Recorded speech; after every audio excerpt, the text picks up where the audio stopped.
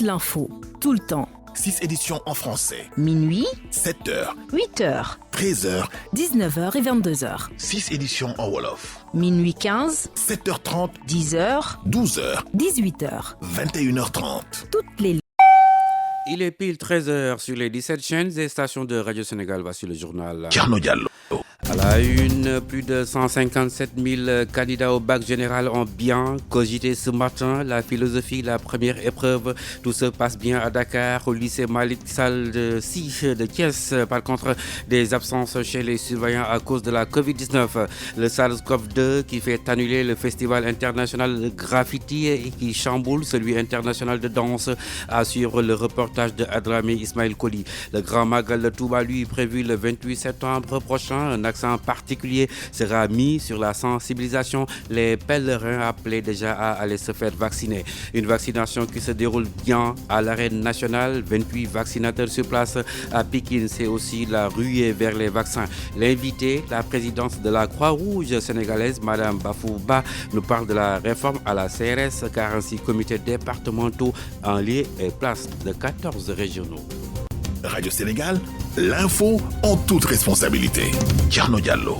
Gérard Moïse Ndiaye à la technique. Madame et messieurs, bonjour. Bac 2021, les épreuves ont bien démarré ce matin par la philosophie. Ils sont un peu plus de 157 300 candidats à chercher leur ticket d'entrée aux universités. Ici à Dakar, les autorités éducatives ont visité deux centres d'examen, le lycée Blaise Diagne et l'école Sainte-Bernadette. Tout se passe bien au Morsonko. À peine arrivé sur les lieux à visiter, la première préoccupation des autorités éducatives de Dakar, c'est le respect des gestes barrières. Avec du gel, on a préféré à la fois déjà désinfecter, mais également mettre dans chaque salle. Mais il ne faut surtout pas s'inquiéter, tout est pris en compte jusqu'au moindre détail, notamment un dispositif important de lavage de mains à l'entrée des établissements et devant chaque salle de classe et même à l'intérieur, ce qui a permis le démarrage très tôt des épreuves. Professeur Mamadou Lamine Samb, président du jury 1726 du centre cours Sainte-Bernadette. Les épreuves se déroulent correctement depuis ce matin. Nous avons pu démarrer à 8h. Et avec la philosophie qui va normalement terminer à midi. Et donc nous avons dans ce jury 322 candidats avec 20 absents. La visite a pris fin au lycée Blaise Diagne, c'est l'heure du bilan. Pape Kandji, directeur de l'enseignement moyen secondaire général, par ailleurs représentant du ministre de l'Éducation nationale. Nous sommes vraiment satisfaits. Le dispositif mis en place tout au long de l'année scolaire a été simplement renforcé. Raison pour laquelle ce que nous avons vu ici au niveau de Blaise Diagne, au niveau de Sainte-Bernadette, et les échos que nous avons aussi au niveau national, nous sommes connectés avec tous les inspecteurs d'académie et vraiment ce sont vraiment des échos favorables. Après s'être réjoui du démarrage des épreuves, Sosendiaï, directeur de l'office du bac, insiste sur l'interdiction du port du téléphone dans les centres d'examen. Et tous les candidats ont reçu l'information par plusieurs supports, y compris leur convocation, au recto et au verso de la convocation, il y a des dispositions concernant le téléphone. Et on a insisté également pour dire aux candidats que c'est interdit, c'est prohibé. Maintenant, si malgré tout un candidat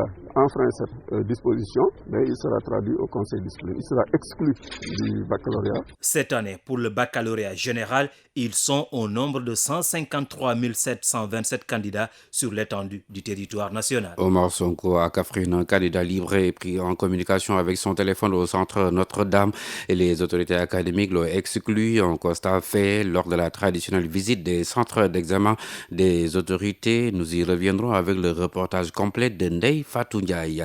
Les épreuves du bac général ont aussi bien démarré dans l'ensemble à Thiès. Seul que l'absence de quelques surveillants au lycée Malik Sy, touché par la Covid. 1400 candidats dont les élèves non-voyants de l'INEFJA composent dans ce centre, nous dit Khadioum. Baccalauréat 2021, les épreuves ont démarré sans encombre au lycée Malik Sy de Thiès. Ici, 2 super jurys sont notés et plus de 1400 candidats enregistrés. Oustaz Djibril Cissé, président de l'association des parents d'élèves du lycée Malik Sy de Thiès. Tout se passe très bien, il n'y a pas de problème majeur. Nous, parents, notre premier souci, les années précédentes, c'était les portables. Apparemment, cette année, le problème a été réglé. Aucun élève n'a été pris avec des téléphones portables. Peut-être quelques soucis, comme des élèves qui oublient leur pièce d'identité, mais c'est des choses qui se règlent facilement. Concernant les surveillants, quelques absents ont été notés. Certains sont atteints du coronavirus. Ahmadou Lamine Badji, proviseur du lycée Malick Sy de Thiès. Nous avons demandé assez de surveillants, mais là, nous avons enregistré des absences à ce niveau. Vous savez, par ces temps qui courent, je m'y attendais un peu parce que nous avons eu des surveillants qui ont désisté faute de maladie et qui sont malades, qui m'ont appelé quelques jours pour me dire qu'ils ne pourront pas se présenter parce qu'ils sont présentement sous traitement. Covid-19. Oui, malheureusement. Même les candidats de l'INEFJA ont démarré à temps cette année les épreuves. Ils sont au nombre de 16. Ahmadou Lamine Badji. Pour les non-voyants, ils ont démarré à temps. Parce que cette fois, il y a une innovation. Les clés, les codes nous sont arrivés la veille. Mais avant, il arrivait même qu'ils attendent plus d'une heure de temps. Mais cette fois, avant 9h, ils avaient démarré leur épreuve. Dans les autres centres d'examen de la capitale du rail, les épreuves se déroulent bien, constat fait par l'inspecteur d'académie de Thiès. Radioum Thiès. Radio Sénégal. Je le disais plus haut, à Kaffrine, un candidat libre est pris en communication avec son téléphone au centre Notre-Dame et les autorités académiques l'ont exclu en constat fait lors de la traditionnelle visite des centres d'examen des autorités Ndeye-Fatou Ndiaye. 10 heures au lycée de Nganda, première étape de la visite des autorités. Au moment où ces dernières s'entretiennent avec le président du centre, un candidat seul devant sa salle d'examen, sachet d'eau à la main, prend une pause. Mamadou Mboup se dit serein, pourtant il trouve les épreuves de philo difficiles. C'est un peu compliqué. C'est combien de sujets? Il y a 3 de dissertation et un commentaire. C'est difficile. Bon, c'est un peu compliqué. Tu n'es pas stressé? Non. Tout va bien. Tu es sûr? Oui. Si tout se déroule normalement dans ce centre, ce n'est pas le cas à l'école Notre-Dame, deuxième étape de la visite. Un candidat libre est pris en communication avec son téléphone. Les autorités académiques ont pris les mesures idoines. Aboubakri Sadirnian, inspecteur d'académie de Kaffrine. Il est d'office exclu en fait du centre. Le téléphone confisqué entre les mains, bien entendu, d'abord du président de jury, ensuite effectivement de la police, pour pouvoir procéder à une réquisition afin de voir s'il opérait seul ou alors il est en tout cas autour effectivement d'un réseau. Maintenant, j'attends le rapport du président de jury et que je vais moi-même acheminer au niveau de l'office de baccalauréat là pour que cet élève-là soit traduit en conseil de discipline. Puis direction le lycée Babacar Kobarndao, dernière étape de la visite. Sur place, on a notifié aux autorités un candidat malade, très vite pris en charge, ainsi il a continué son examen. Une fille qui a manqué le début des épreuves car était à l'hôpital pour sa visite prénatale. Sur le plan organisationnel, au niveau des 3 centres visités, les dispositifs sanitaires et sécuritaires et le déroulement de l'examen, le pari est gagné. Une satisfaction pour l'adjointe au gouverneur de Kaffrine chargée des affaires administratives, Ndeye-Fatou Ndiaye, Kaffrine, RTS. Merci Ndeye-Fatou Ndiaye. 884 nouveaux cas de coronavirus enregistrés ce jeudi sur 3164 tests, soit un taux de positivité de 27,94%, 139 cas contacts et 745 de type communautaire, 11 décès, 57 cas graves en réanimation. Parallèlement, 383 patients sont déclarés guéris. Hier, 37 978 personnes ont été vaccinées, portant le nombre total à 714 318.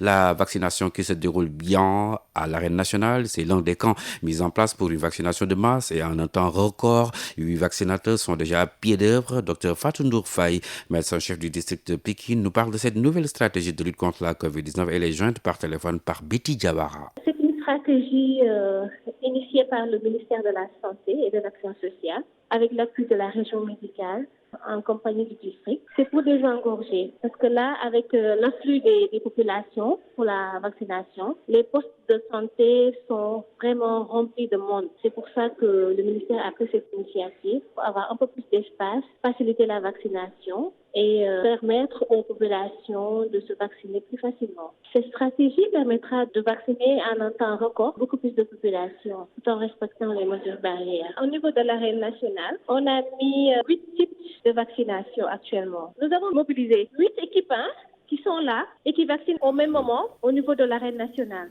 Docteur Fatou Ndour Faye, médecin-chef du district sanitaire de Pikine. Et voilà, les Pikinois qui réclamaient l'ouverture d'autres lieux, c'est déjà fait. Et sur place, donc depuis 3 jours, c'est l'affluence, nous dit Aligna Diouf. Vaccination contre la Covid-19. Nous sommes devant la salle de consultation du programme élargi de vaccination PEV du centre de santé Baïtal Diop ex-Dominique. Ici, c'est le rush.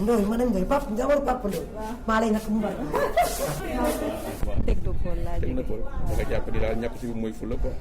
moo gën a wóor daal. lañ naan fagaroo gën. Une situation qui dure depuis des jours, nous confirme le médecin-chef du district, Dr Fatou Ndour Faye. Depuis samedi, on a commencé à vacciner avec le Johnson. Et depuis, il y a un rush. Les Pikinois sont là. Nous avons reçu 3700 doses. Il y a un rush de la population. La sensibilisation a porté ses fruits. De simples citoyens ont apporté leur soutien. Fallou Gaye, responsable politique au grand parti à Pikine Nord. Depuis ce matin, j'ai sensibilisé certaines personnes. Elles sont venues ici et elles ont été vaccinées. En ce moment, je suis là avec Madame Ella Dam là, qui travaille pour nous. On attend d'être vaccinés. En plus, à la zone tampon du district sanitaire de Pékin, c'est la saturation. Actuellement, tous les lits sont occupés par des patients sous oxygène qui sont en attente de régulation. Donc, au niveau de la zone tampon, il y a des médecins et des infirmiers qui sont dédiés à la zone tampon, qui prennent en charge les patients graves en attente de régulation, bien sûr, vers les CTE. Pour Fallou Gaye, il faut multiplier les points de vaccination. C'est quelque chose qu'on doit faire, sensibiliser tout le monde,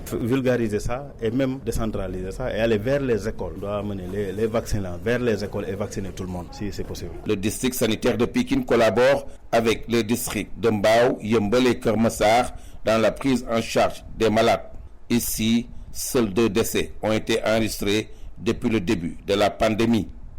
RTS banlieue, Aly Ndiaye Diouf. Le secteur de l'art touché de plein fouet par la 3e vague de Covid-19.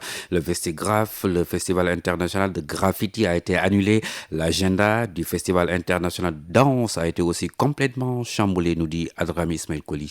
À l'entrée du centre culturel Blaise Senghor, des graffeurs peaufinent une fresque murale. Parmi eux, Docta, une icône du graffiti au Sénégal. Coronavirus oblige, l'heure est à la mobilisation. Quand la pandémie est arrivée, on s'est engagé en tant que patriote, en tant que Sénégalais, à contribuer, à sensibiliser, à juste être le relais de tout ce qui est dit par les services sanitaires, un comportement décent pour protéger l'autre. Donc cette sensibilisation ne s'arrête pas, on continue à le faire. À cause de la flambée des cas positifs, le Festigraph, le plus grand festival de graffiti au Sénégal, a été annulé. On a annulé la 11e édition du Festigraph qui devait se tenir à partir d'hier jusqu'à samedi. Le pic qu'on a atteint au niveau de la pandémie fait qu'il fallait à un moment prendre nos responsabilités pour repousser cet événement-là à des moments plus propices à se réunir. À l'intérieur du centre, des danseurs bougent au rythme de la musique.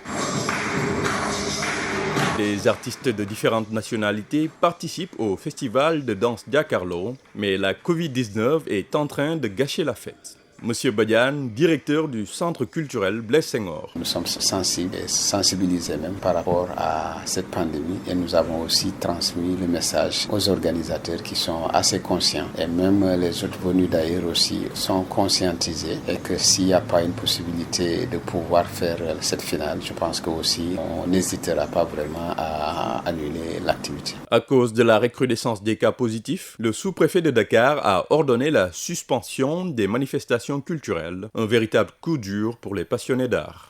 Adramé Ismail Koli, le Grand Magal de Touba est prévu le 28 septembre prochain. Cette année, l'accent sera mis sur la sensibilisation. Il s'agira d'inciter les pèlerins à se faire vacciner et à porter le masque. Le comité régional de développement s'est penché hier sur la question, compte rendu à Aminata Dieye. La sensibilisation à la vaccination contre la Covid-19 sera au cœur du Grand Magal de Touba organisé cette année dans un contexte de résurgence de la pandémie à Covid-19. Il s'agit de mettre l'accent sur la prévention. Gorgui Mbaye, gouverneur de la région de Diourbel. La Covid est là, mais avec une autre tournure. Nous vivons la 3e vague. Une vague beaucoup plus meurtrière, beaucoup plus contagieuse. Nous devons prioriser la lutte contre le Covid-19. Il faudrait que les pèlerins qui viennent prennent aussi les mesures de sauvegarde pour nous aider à contenir la Covid par la vaccination et par le port de masques. Pour ce qui est de la récurrence du manque d'eau qui survient à chaque magal, des solutions pour y remédier sont prises au cours du CRD tenu à cet effet. Gorgui Mbaye. Pour l'eau, nous sommes rassurés. Il y aura un forage de plus, un nouveau forage qui sera mis à service. Sur les réseaux, parce que nous n'avons pas encore, je le répète, un problème de production à Touba. Nous avons un problème de distribution. Le réseau a beaucoup de failles, n'est-ce pas? Avec le comité, l'OFOR, la mairie qui a mis beaucoup de moyens, le réseau est en train d'être corrigé progressivement. Il nous faut donc accroître les efforts sur la correction du réseau de transport, de l'eau, du réseau de distribution, pour que, en tout cas, tous les efforts qui ont été déployés par l'État en termes de forage, n'est-ce pas, ne soient pas biaisés par la problématique du réseau. Le problème de l'assainissement sera pris très au sérieux puisque le Grand Magal de Touba sera célébré en plein hivernage. Dans les autres secteurs comme la sécurité, l'électricité, le transport, entre autres, toutes les dispositions seront également prises pour une parfaite organisation du Grand Magal de Touba, édition 2021. Aminata Dieye, Diourbel, RTS. Le ministre de l'Intérieur, Antoine Félix Abdoulaye Diome, ce jeudi à Touba pour présenter les condoléances du président de la République à Serigne Mountakha Bassirou Mbacké suite au rappel à Dieu de Serigne Moustapha Massamba Mbacké et de Serigne Abdoulaye Mbacké. Le ministre se rendra par la suite au domicile des défunts pour présenter ses condoléances à leurs familles respectives. Radio Sénégal. 13h15 à Kernyang et à Tawamoudaï, des chenilles légionnaires, ces insectes ravageurs qui attaquent plus de 80 espèces de plantes, ont fait leur apparition à Tawawalo et à Santi Missira, commune de Taïba Niassène, dans la région de Kaolack. Elles s'attaquent aux semis, surtout au maïs, une situation que le service départemental du développement rural explique par la longue pause pluviométrique d'Abdoulaye Badiane. Ces chenilles légionnaires sont apparues dans les localités de Tawawalo et Santi Missira, commune de Taïba Niassène. Elles s'attaquent aux semis, notamment le maïs. Leur apparition est une des conséquences de la longue pause pluviométrique observée ces derniers jours.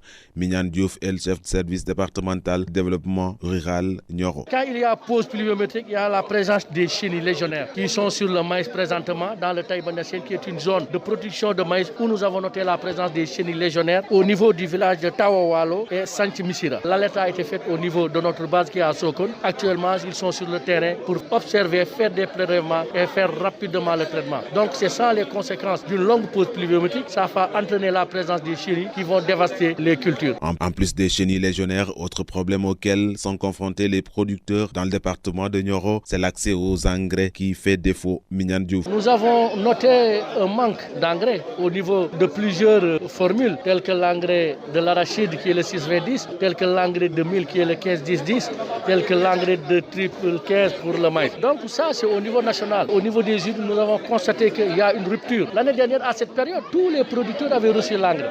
Et donc cette année, jusqu'à présent, la quantité reçue est extrêmement faible. Donc là, nous profitons pour lancer un appel à ces opérateurs, à l'État, pour qu'on puisse vraiment sauver la campagne. Le directeur départemental du développement rural de Nioro d'ajouter qu'au rythme où se déroule la situation, avec la longue pause pluviométrique, les craintes sont la perte du poids des spéculations, mais aussi un terrain favorable pour la propagation d'insectes destructeurs. Daouda Badiane, Nioro du RIP, Radio Sénégal. Le ministre de l'Élevage a procédé hier à Fatick à la mise en place du comité de pilotage du centre d'impulsion et de modernisation des élevages caprins de Niakhar. Le CIMEL a pour mission la recherche, le développement, la formation et la promotion de l'élevage. Il va lutter contre la pauvreté des acteurs en améliorant leurs revenus. Le ministre de l'Élevage et des productions animales, Ali Saleh Diop, au micro de Eram Diagne. La volonté du chef de l'État a été de faire en sorte que cette filière-là soit revue, prise en compte, sachant qu'effectivement cette filière peut être d'un apport extrêmement important pour le développement économique et social de notre pays. Et c'est pourquoi le chef de l'État avait donné des instructions pour la mise en place de ce CIMEL, ce qui a été fait dans le périmètre de la commune de Niakhar. Ce CIMEL a été construit, équipé, et il s'est agi aujourd'hui de présider le comité de pilotage qui est un organe d'orientation de ce CIMEL à l'effet de valider tous les éléments de stratégie et de programme d'activité, ce que nous avons fait aujourd'hui. Il a été construit, tout l'équipement nécessaire est là pour un CIMEL. Vous savez, la vocation, c'est une vocation de développement, mais également de recherche. Donc quand on parle de recherche, ça veut dire des outils effectivement d'investigation pour aller dans le sens d'améliorer génétiquement la race que nous avons pour beaucoup plus de productivité, c'est-à-dire beaucoup plus de viande, beaucoup plus de lait, mais également beaucoup plus de fromage. Et nous avons le dispositif nécessaire pour cela. Nous allons très rapidement, dans les semaines à venir, réaliser en fait les chèvres qui seront mis à la disposition des ménages dans ces deux régions de Diourbel et de Fatick qui seront chargés vraiment d'implémenter ces chèvres-là au niveau en tout cas local. Le chef de l'État a doté le CIMEL d'une centaine de millions pour pouvoir acheter effectivement ces chèvres et d'avoir un premier jet d'aliments qui permettra en tout cas de prendre en charge ces cheptels-là. Le monde bouge et vous devez le savoir. C'est pourquoi Radio Sénégal vous tient informé des faits, gestes et paroles qui impactent la marche du monde. C'est géo, c'est politique et c'est international.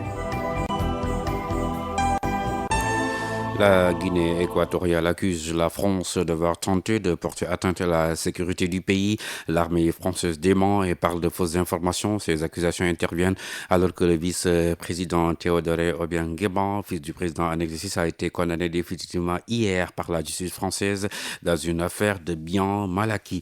En République démocratique du Congo, le dépôt des candidatures pour la commission électorale devait se terminer hier. Majorité, opposition et société civile étaient appelés à faire part de leur choix qui doivent ensuite être validés par une commission mixte de l'Assemblée nationale. Mais il y a toute une série de blocages et le président de l'Assemblée nationale a accordé un délai supplémentaire de 48 heures pour que les confessions religieuses puissent se mettre d'accord sur leurs candidats.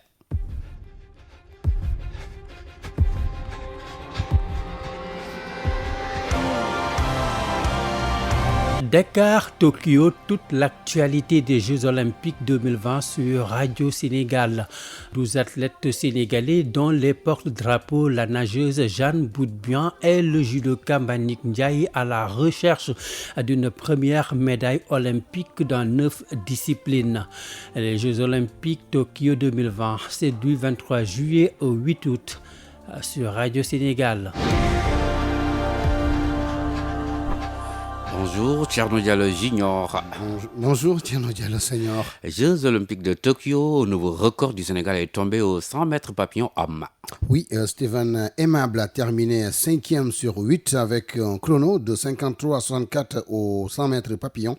Il a amélioré son temps à 45 centimes. Son temps d'engagement était de 54 secondes 09. Steven Aimable bat à nouveau le record du Sénégal aux 100 mètres papillon. Foot féminin, les quarts de finale des JO se jouent demain. Tout à fait, avec déjà Canada, Brésil à 8h, Grande-Bretagne, Australie et à 10h, Suède, Japon, 11h, Pays-Bas, États-Unis. Chez les hommes, deux représentants africains disputent également samedi leur quart de finale de foot. Tout à fait, c'est donc à partir de 8h, Espagne, Côte d'Ivoire, 9h, Japon, Nouvelle-Zélande, 10h, Brésil, Égypte et à 11h, vous aurez bien Corée du Sud, Mexique. Alerte au dopage des athlètes africains épinglés par l'unité d'intégrité de l'athlétisme à Tokyo. Oui, ils sont au total 20 athlètes, dont 14 Africains ont été écartés des épreuves d'athlétisme des JO aux Jeux Olympiques Tokyo 2021, donc 36 heures avant leur début. L'Éthiopie est concernée, le Kenya, le Maroc et le Nigeria qui en comptent 10 athlètes non éligibles, donc qui n'ont pas respecté les règles en matière de contrôle antidopage à assurer l'unité d'intégrité de l'athlétisme. Augustin Senghor était loin de Gorée, il était en campagne à Kédougou. Tout à fait, le candidat du consensus repart confiant de la région de Kédougou où une bonne partie des clubs portent sa candidature. Ces derniers attendent de lui des infrastructures et de la logistique pour développer le foot qui est devant. Des doléances bien notées par Augustin Senghor qui promet de faire une discrimination positive, nous dit Alioune Badara Diémé. À Kédougou, des acteurs du football ont signé une résolution pour soutenir le candidat du consensus. Cependant, ils comptent beaucoup sur le vice-président de la CAF, Cheikh Diouf, le président du district de football de Kédougou. Faire une discrimination positive pour les clubs de Kédougou qui souffrent de la distance, plaidoyer auprès du ministre des Sports et du chef de l'État afin que les entreprises minières puissent sponsoriser les clubs au développement des infrastructures dans la région, équiper le stade municipal de gazon synthétique, de sièges assis. et construire d'autres stades dans les départements de Saria et de Salémata. Maître Senghor promet de faire une discrimination positive pour Kédougou. Kédougou, c'est le symbole du football qui se joue partout, par tous, tout le temps au Sénégal. La distance peut faire reculer beaucoup de monde et c'était important pour nous de venir parler au Sénégal du football. Et nous avons pu aussi leur parler de notre démarche consensuelle qui est en train de faire tache d'huile un peu partout dans le Sénégal. Satisfait de son bilan à la tête de la Fédération sénégalaise de football, le président de l'US Gorée promet une fois réélu de travailler à doter la région d'infrastructures sportives dignes de son nom. Kédougou fait partie des ligues qui n'ont pas encore de terrain synthétique. On va travailler sur ça, porter le plaidoyer et aussi contre. Nous travaillerons à obtenir des financements FIFA Forward pour venir instaurer ici un terrain synthétique. À Kédougou pour la RTS, Alioune Badara Djemé. Maître Augustin Senghor à Kédougou, son challenger Madi Touré était lui à Kaolack. Oui, le candidat à la présidence de la FSF, Madi Touré, était à Kaolack. Il a présenté aux acteurs son programme articulé autour de 7 points, dont le changement des textes de la fédération. Le candidat du renouveau promet de mettre en place un comité ad hoc où les conclusions seront soumises à l'approbation d'une assemblée générale extraordinaire. Voici le candidat Madi Touré au micro de El Hadj Kane. Le premier point, la nouvelle gouvernance. Le deuxième point, la nouvelle politique marketing. Le troisième point, les infrastructures. Le quatrième point, la politique de développement. Le cinquième point, le football féminin. Le sixième point, l'accord quadripartite, fédération, État et FIFA et les collectivités locales. Et la politique sociale. J'ai été clair tout à l'heure, j'ai expliqué comment ça s'est passé le consensus. Et j'ai donné une date précise que ce sera le 30 juillet que j'annoncerai personnellement si j'y vais au consensus ou j'y vais aux urnes. Donc je suis venu ici pour présenter mon programme qui est un programme réaliste et réalisable.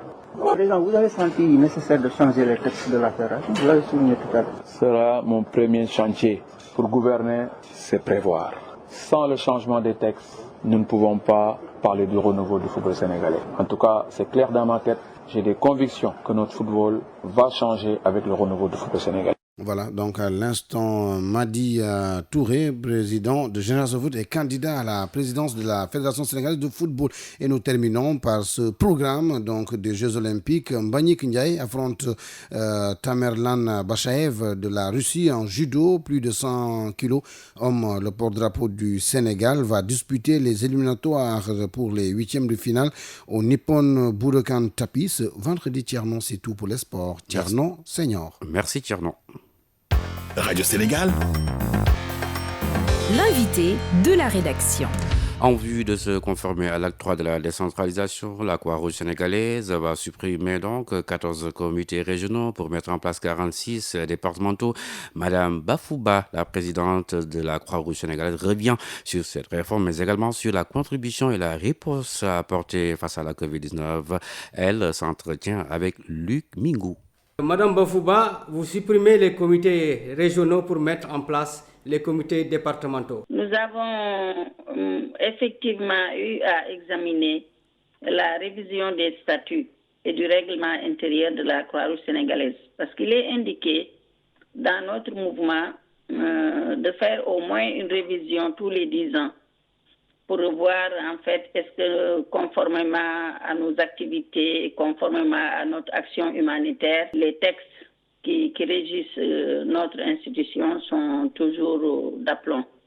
Et c'est à ce propos que nous avions organisé l'Assemblée générale extraordinaire, pas simplement pour supprimer les comités régionaux. Non, la suppression des comités régionaux était un point parmi d'autres très intéressants dans la révision de l'ensemble des textes qui régissent la Croix-Rouge sénégalaise. Effectivement, dans nos textes en eux-mêmes, les statuts consacrent l'opérationnalité des comités départementaux. Ça veut dire que pour la Croix-Rouge sénégalaise, les structures opérationnelles, ce sont les départements. Parce que la région constituait une simple structure de coordination qui devait avoir tous les moyens adéquats et toutes les ressources humaines nécessaires.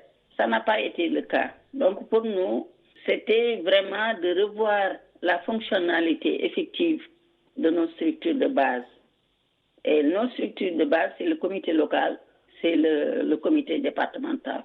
Et voilà exactement les raisons pour lesquelles les régions, la suppression des régions était simplement un point dans la révision globale des textes. Madame Bafouba, est-ce que cette réforme n'implique pas beaucoup plus de dépenses, c'est-à-dire un budget beaucoup plus grand pour la Croix-Rouge avec un personnel qui augmente forcément? Nous avons toujours vraiment énormément de problèmes quant au fonctionnement effectif à l'acquisition d'un budget adéquat pour la Croix-Rouge sénégalaise. Nous sommes conscients qu'il nous faut énormément de moyens pour cela, mais nous sommes sur la voie. Le comité départemental lui-même, c'est l'organe opérationnel de la Croix-Rouge sénégalaise. Madame Bafouba, est-ce que cette réforme ne va pas aussi impacter sur la contribution de la Croix-Rouge contre la Covid-19? Non. L'impact, je pense, sera beaucoup plus important parce que ça nous permet de sauter une étape. Par exemple, prenons la région de Dakar, qui avait 4 départements, qui en a aujourd'hui 5 départements. Mais il se trouve que les comités locaux qui étaient à Pikine et à Rufisque vont se retrouver à Kermassar. Donc nous avons toujours les ressources humaines. Peut-être plus d'autres qui vont adhérer à la Croix-Rouge. Nous pensons donc que le nombre de volontaires va s'accroître parce qu'il y aura moins de structures, il y aura sûrement moins de dépenses et on aura beaucoup plus de temps à gagner si nous travaillons directement avec les comités. Et c'est là où le comité peut se développer lui-même. C'est vraiment un impact positif, aussi bien sur le fonctionnement de la Croix-Rouge sénégalaise, mais aussi sur les moyens à acquérir par rapport à notre visibilité, mais aussi par rapport à nos actions positives que nous menons auprès des populations, notamment des plus vulnérables. Aujourd'hui, le Sénégal fait face à une 3e vague de la Covid. Que compte faire la Croix-Rouge dans cette riposte? Nous sommes toujours là parce que vous voyez ce qui est important dans cette riposte, c'est plutôt les ressources humaines compétentes dont nous disposons pour faire la sensibilisation. Mais cette sensibilisation suppose qu'il y ait une stratégie nationale commune qui parle aux populations de la même voix, avec les mêmes termes, pour une efficience réelle. Parce que si nous n'adoptons pas, si nous n'harmonisons pas notre stratégie de communication, nous aurons beau crier, la pandémie sera toujours là. Parce que c'est l'engagement communautaire qui sera déterminant. Madame Bafouba, Radio Sénégal vous remercie. Radio Sénégal, la revue de presse. Marianne Kangou-Sangor. Baccalauréat 2021, 153 727 candidats à l'assaut de leur premier diplôme universitaire. D'après Le Soleil, l'examen du bac démarre aujourd'hui sur toute l'étendue du territoire national. Selon le directeur de l'office du bac, professeur Sosenyaï, cette année, les filles sont plus nombreuses que les garçons. Elles représentent près de 54% des effectifs. Cependant, note le journal, l'office du bac a rappelé que dans ce contexte encore marqué par la pandémie, toutes les dispositions ont été prises pour éviter la propagation du virus. Ainsi, dans l'Observateur, on nous apprend qu'au moment où le variant Delta fait des ravages, surtout chez les jeunes, des dispositions ont été prises pour que les candidats infectés au Covid soient renvoyés en session de rattrapage le 4 octobre, même si pour le moment, aucun candidat positif n'a été signalé. D'après professeur Ndiaye, c'est bien pour les candidats de respecter les gestes barrières, mais c'est encore mieux pour eux d'aller se faire vacciner. Selon l'office du bac, la proclamation des résultats se fera comme l'année dernière sous 2 formes, par affichage et par messagerie téléphonique. Covid-19, le Sénégal s'approche des 12 000 cas actifs. C'est le titre de Libération. Et dans le quotidien national, on nous informe que le ministre de la Santé et de l'Action sociale a visité hier les sites de vaccination implantés dans plusieurs quartiers de Dakar. Plus précisément, à la place de la Nation, à la place du Souvenir et au stade Léopold Sédar Senghor. Dans Le Soleil, Abdoulaye Diouf Sarr a exprimé sa satisfaction et son souhait de dupliquer ces sites à l'échelle nationale avant de déclarer que le variant Delta est en train de faire son chemin et il faut l'arrêter par la vaccination. C'est pourquoi Critique nous signale que le vaccin américain Johnson & Johnson s'arrache comme de petits pains. Dans Vox Populi, Alaham note que le nombre de décès qui ne faiblit pas et qui crée des embouteillages dans les cimetières montre que le virus, c'est pas un jeu. Vaccination comme élection, titre sucré-salé. Dans la tasse au quotidien, il note que le vocabulaire est le même. Campagne de vaccination, campagne électorale, carte de vaccination, carte d'électeur. Voter est un devoir. se vacciner aussi. Voilà pourquoi notre sucré salé, même les politiques doivent inciter leurs militants à s'y mettre. En tout cas, les religieux, eux, s'y attellent déjà. À Touba, par exemple, après le khalife général, son porte-parole, Serigne Bassirou Mbacké, invite les fidèles à respecter les mesures barrières. D'après Le Soleil, il le disait à l'occasion du CRD de la 127e édition du Grand Magal de Touba tenu hier à Diourbel. CRD au cours duquel on nous informe que le Magal de Touba aura lieu cette année dans la deuxième quinzaine du mois de septembre, c'est-à-dire le 25 septembre 2021. Mais vu le contexte, le gouverneur de la région de Diourbel invite tous les fidèles désirant célébrer le Magal à Touba de se faire vacciner auparavant. Sur ce, le médecin-chef Mamadou Diène sollicite le soutien des chefs religieux. Dans Vox Populi, le gouverneur Mbaye précise que la différence entre cette année et l'année dernière, c'est qu'il n'y avait pas de vaccination. Malgré tout, grâce au respect des mesures édictées, il n'y a pas eu de conséquences dramatiques. Mais cette année, il y a en plus la vaccination. Touba maintient donc le Magal et s'en remet à Dieu, titre Les Échos. Vers une pénurie de pain, les boulangers annoncent une grève la semaine prochaine. D'après Réumi, la baguette de 200 francs reste la source de discorde entre les boulangers et le ministre du Commerce. Du coup, note 24 heures, une suspension de la production de pain a été annoncée pour ce week-end. Ainsi, ajoutent les Échos du jour, les amateurs de pain sont avertis. Si l'État ne discute pas avec les boulangers, ils se mettront à la bouillie de mil ou de riz. Pour rappel, les boulangers avaient décidé d'aller en grève à la fête de la Tabaski, mais avaient renoncé suite à la demande d'un guide religieux. Ils veulent promouvoir les formats de pain au prix de 100 francs et 200 francs. Le rappel de la une, plus de 153 000 candidats au bac général ont bien cogité ce matin. La philosophie, la première épreuve, cogito, ergo sum, disait Descartes. Je pense, donc je suis. Tout se passe bien à Dakar, mais au lycée Malick Sy de Thiès, des absences chez les surveillants à cause de la Covid. Un candidat libre en communication épinglé à Kaffrine. Journal réalisé par Arnaud Diouf, Marianne Ndiaye Mal, à la technique Gérard Moïse Ndiaye, Marie-Claire Sen-Océdé, Modou Diop, coordination Arnaud Gaye, Demba Malik Mbodj. Merci d'avoir suivi.